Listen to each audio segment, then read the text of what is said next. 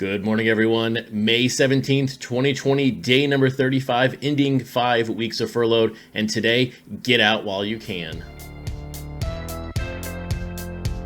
But what you shouldn't do is unsubscribe from this channel. So if you are not subscribed, please hit that subscribe button. I have a goal of being at 500 subscribers, not 500, 300 by the end of the month. So hit that button. Now, let's get back to the topic at hand.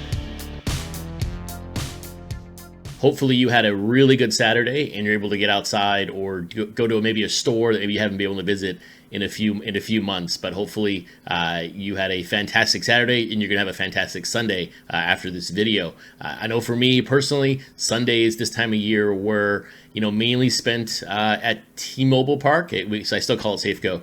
But as a Mariners season ticket holder, not a full season, but like we do a 20 game package every year, Sundays were typically spent at the ballpark. And so this is a very strange time of year. Obviously, number one, I'm not working. Number two, no baseball, no Sundays at the ballpark. For us, that's a rite of passage the past, I think this would have been our 4th year of being a season ticket holder. So we're greatly missing that. And by the way, I forgot to move my Mariners hat from yesterday. So today it's all about double Mariners in the video. But hey, today we're going to talk about when do we get out, and when do we get out from a positive perspective, and that is.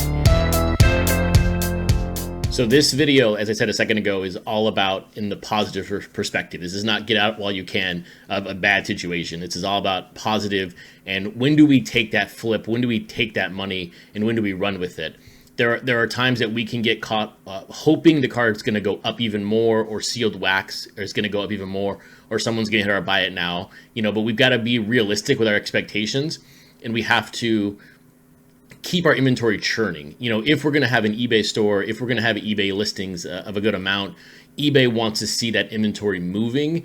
And if you're going to have it listed and you are not going to sell it, you're naturally going to get moved down in their algorithm because your inventory is not moving. So this is going to be twofold of stuff listed on eBay and stuff maybe not listed, stuff that you are holding for a certain mark. But first, let's look at the easy one, which is going to be items in your store or listings that are buy it now and best offer. I did briefly touch on this in a way in episode, I believe it's 25, around becoming a better sports card seller and the art of the negotiation. So if you've not checked out that video, check it out. But when it comes to buy it now, best offers in your eBay store, as I said a second ago, we are looking to continually churn our inventory and show eBay that our inventories are healthy and that we're worthy of being higher up in their algorithm for search parameters. When you are setting a buy it now price, I would always set it 10 to 15% higher than what you would take for that card. Because if you get an offer at 85%, 90% of your buy it now, you just got to hit that buy. You just got to hit accept offer. There's no reason to negotiate. Now, there are times when you might look for 95, 96%. But for the most part, if you set a buy it now best offer price and you get an offer of 85% of that price, just take it. Get out of that inventory. Get that money moving and go forward. Another couple of dollars is not going to change anything. It's not going to drastically affect your buying situation or your store. Just get that money. That buyer is on the hook and they want that card. One of the biggest mistakes I made last year was I had an offer on the table for $550 for a Mike Trout, Allen and Ginter box topper autograph. I pulled 2 last year. I pulled the N43 box topper and the large cabinet box topper. So incredible luck for me last year. And I had an offer at $550. I got super greedy. I think I had it listed like at $800 or $700, and I tried to get the guy up, and that person declined.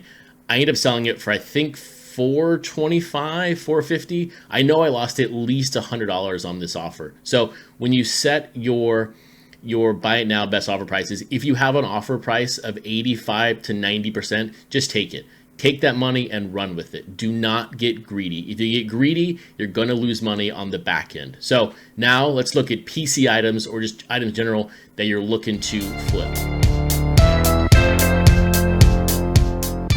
The origin of this video and sort of my thought process comes from the recent surge in Maguire and Sosa rookie cards because of the documentary coming out pretty soon. And that's also on the heels of the Jordan, what's it called? The Last Dance, and all those prices have gone through the roof. So naturally the buyers have moved to Sosa and Maguire, and those prices are, they're just through the roof right now for essential, not junk wax, but these older cards that were prevalent, that were bought for literal pennies on the dollar, 4 or 5 months ago.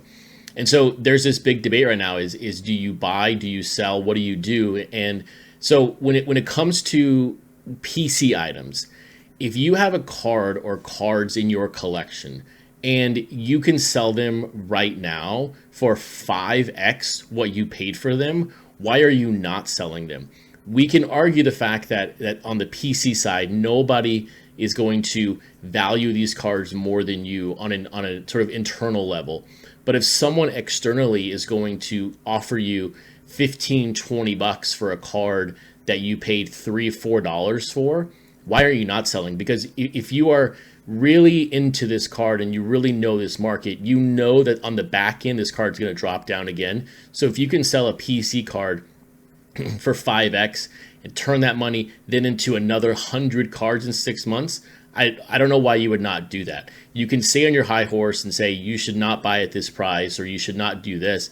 But simply put, if I've got cards in my PC that are 5x, or they're selling for 5x right now, I'm selling them all. I will move them all. I can do a lot more with that money than I can with that card just sitting in a box. So if it's a seller's market, you have to sell. You have to get out of that card while you can.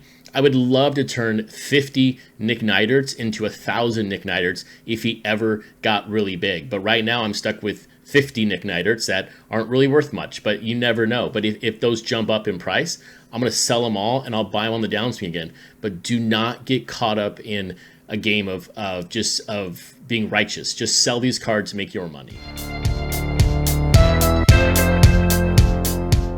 Now let's talk about sealed wax. Sealed wax gets tricky because as the higher you get up in value, your buyer pool it gets smaller and smaller and smaller. So where is a good off-ramp for sealed wax? In my opinion, if you can get 2x of your buy-in price on sealed wax, it's time to move it. Maybe you can wait for 2.5x, but to me, if you can buy a case for $700 and sell it for $1,400, you just got to get out of it. Very rarely will a case go 3, 4, 5x to where you're just crushing it. Then I would find a safe off ramp at 2x. Here's the great thing. For example, last year I sold my 2018 Topps Update cases. Now you're gonna laugh at this. I sold it in the summertime, probably the day before it jumped really high. I sold 2 cases for $1,500 a piece. I paid $500 for them. So I had 3x there. And these were, of course, these fluctuated from 15 down to 1,000. And so I felt good. Look, I made triple my money, before fees and everything. I was glad to get out of them. Probably the next day, the buyer could sell them for like 3,000 a piece. And I think now they're like 6,000 a piece. But I don't really care about that. I'm just happy that the buyer was able to now, if he did keep these sealed, he can now flip them for even more money. So that makes me really happy. I don't look at the fact that I potentially lost money because that doesn't cross my mind ever. I'm happy I made 3x on these cases. But if you are keeping sealed wax, for example, like right now recently, 2020 Bowman First Edition, if these things touch $900, I'm out. I'm getting out of this product. I'm not going to wait for $1,200. I don't think they're never going to hit that. But if I can get $900 on this box, you're going to see me selling right now. So sealed wax, remember, the higher it gets, the lower your buying pool of clients or customers gets reduced because not everyone can afford $3,000, $4,000, $5,000, $6,000 on a case of cards. Also, if you're selling something that's that expensive, I might look at selling it to Blowout or one of the big card websites, maybe just for a secure purchase. If you're concerned about getting potentially scammed or you're not used to selling something that high, I would recommend moving to one of them. You're gonna get a little bit less, but it's a lot safer on the back end. So if you're not an experienced seller, I would look at moving inventory to one of the big players. That's just the best move for you overall. But on sealed wax, if you can make 2x of your buy-in price, get out while you can. take your money, have fun with it, do whatever you want to, rebuy other product, but get out. And if you want to buy it in the future, if it ever drops in price, buy it again. But I think on sealed wax, 2x is that magic number. So in review, guys, very simple. When you're setting your buy it now best offer listings, set it about 15% higher than you'd accept. And if you can get an offer at 85, 90%, hit that accept button, take that money and run with it. If you have individual cards that you're looking to sell, whether it be PC or cards you've bought to flip, if you have if you can sell them for 5x, no matter what they are, get rid of them, move them, rebuy them later on if they drop in value. Get that money and run while you can. And on sealed wax, if you can double your money on sealed wax, get out, move it, and be done with it. Nothing is better than having cash in hand versus product in the closet that's not moving. So get your money, get out while you can, and then go buy more cards. So with that, guys, have a great Sunday, and I'll see you tomorrow for the start of week number 6 of Furloughed. See you all later.